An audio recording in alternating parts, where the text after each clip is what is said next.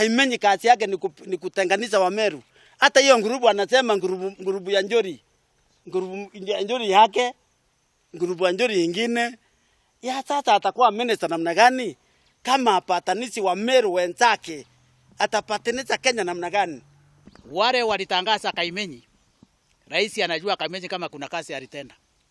Maana sisi kama wazee wa Njori Ncheke hatumuoni katika ratiba yetu kulingana na utendaji kazi yake.